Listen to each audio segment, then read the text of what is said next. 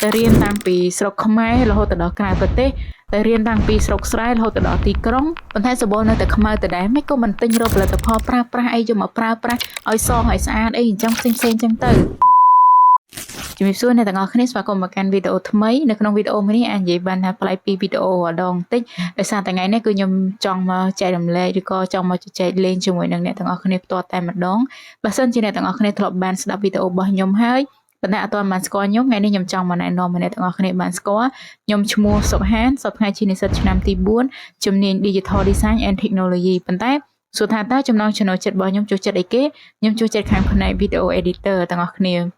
ានៅក្នុងវីដេអូមួយនេះខ្ញុំចង់និយាយចែករំលែកពាក់ព័ន្ធជាមួយនឹងប្រធានបទដែលកំពុងតែក្តៅកគុកខ្លាំងមែនទែននៅក្នុងស្រុកខ្មែររបស់យើងណាដោយសារតែយប់ម្សិលមិញថ្ងៃទី26ខែមិថុនាឆ្នាំ2026ហ្នឹងណាគឺខ្ញុំបានឃើញព័ត៌មានមួយដោយក្រសួងរបស់យើងបានរកឃើញប្រេនចំនួន5ផលិតផលចំនួន5ណាដែលមានសារធាតុបារតនិងសារធាតុគីមីលើសពីរាងកាយរបស់យើងត្រូវការឬមួយក៏លើសពីស្តង់ដារដែលគេកំណត់ណាហើយវីដេអូមួយនេះមិនមែនខ្ញុំមកនិយាយពាក់ព័ន្ធជាមួយនឹងផលិតផលរបស់អស់ទាំងនឹងទាំងស្រុងទេប៉ុន្តែខ្ញុំមកនិយាយពីផ្នត់គំនិតរបស់សង្គមខ្មែរយើងមួយចំនួនក៏ដូចជាតំបន់ដែលខ្ញុំបានរស់នៅណាបច្ចុប្បន្នហ្នឹងក៏ដូចគ្នាទាំងអស់គ្នានៅពេលដែលខ្ញុំទៅលេងស្រុកម្ដងណាតែនៅមានអ្នកមកនិយាយស្ដីឲ្យខ្ញុំថាអើយទៅរៀនតាំងពីស្រុកខ្មែររហូតដល់ក្រៅប្រទេសតែរៀនតាំងពីស្រុកស្រែរហូតដល់ទីក្រុងប៉ុន្តែសបលនៅតែខ្មៅដដែលមិនក៏មិនទិញរកផលិតផលប្រើប្រាស់អីយកមកប្រើប្រាស់ឲ្យសឲ្យស្អាតអីអញ្ចឹងផ្សេងអញ្ចឹងទៅតាមពិតសម្រាប់ខ្ញុំពាក្យទាំងអស់ហ្នឹងមិនមែនខ្ញុំទើបតែជួបប្រទេសទេទាំងអស់គ្នាខ្ញុំជួបប្រទេសតាំងតពីខ្ញុំនៅក្មេងៗមកម៉េះមិនមែនថាខ្ញុំមិនធ្លាប់ស្វែងរកផលិតផ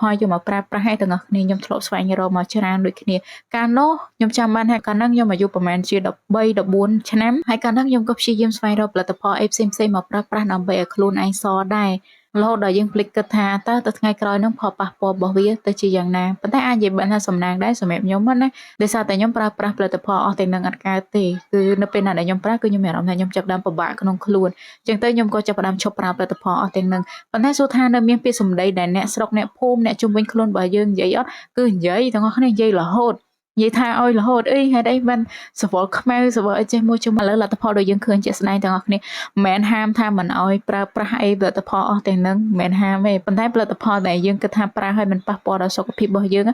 កម្រណាស់ដែលធ្វើឲ្យយើងស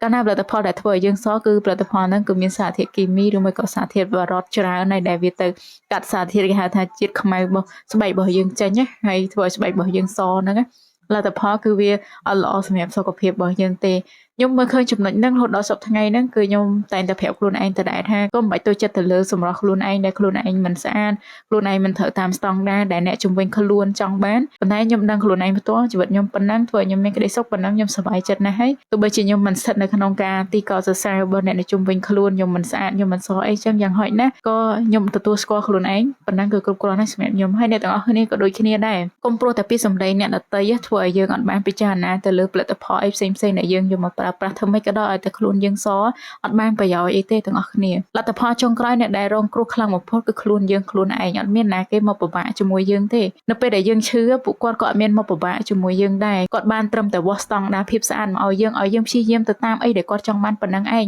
ហត់ទៅទាំងអស់គ្នាហត់ណាអញ្ចឹងមិនចាំបាច់ទៅផ្គប់ចិត្តណាគេផ្គប់ចិត្តខ្លួនឯងស្រឡាញ់អីដែលខ្លួនឯងមានហើយមួយវិញទៀតប៉ះសិនបើពាក្យសម្ដីរបស់ខ្ញុំនិយាយថ្ងៃហ្នឹងអាចនិយាយបានថាមានអធិពលខ្ញុំសូមស្នើទៅកាន់ក្រសួងរបស់ស្រុកខ្មែរយើងគឺសូមពង្រឹងការត្រួតពិនិត្យទៅលើផលិតផលផ្សេងៗឲ្យបានម៉ត់ចត់ជាងនឹងមុននឹងអនុញ្ញាតឲ្យផលិតផលផ្សេងៗចរាចរនៅលើទីផ្សារព្រោះអ្នកដែលប៉ះពាល់ខ្លាំងបំផុតគឺប្រជាជនរបស់យើងទាំងអស់គ្នាដែលគាត់យកមកប្រើប្រាស់ដែលគាត់អត់បានដឹងព័ត៌មានច្បាស់លាស់អត់បានដឹងពីសារធាតុផ្សំអត់បានដឹងពីស្តង់ដាររបស់ផលិតផលនីមួយៗអញ្ចឹងគឺវាប៉ះពាល់ខ្លាំងមែនទែនហើយពួកយើងក៏ដូចគ្នាមុននឹងសម្រេចចិត្តថាប្រើប្រាស់ផលិតផលណាមួយគួរតែពិនិត្យមើលឲ្យច្បាស់ឬក៏បើសិនជាអាចផលិតផលណាដែលធ្វើឲ្យយើងឆាប់ស7ថ្ងៃស6ថ្ងៃសអីផ្សេងៗហ្នឹងប្រយ័ត្នឲ្យមែនទែនអូខេនៅក្នុងវីដេអូមួយនេះមានប៉ុណ្ណឹងហើយយើងនឹងជួបគ្នានៅវីដេអូក្រោយៗជាបន្តទៀតអរគុណច្រើន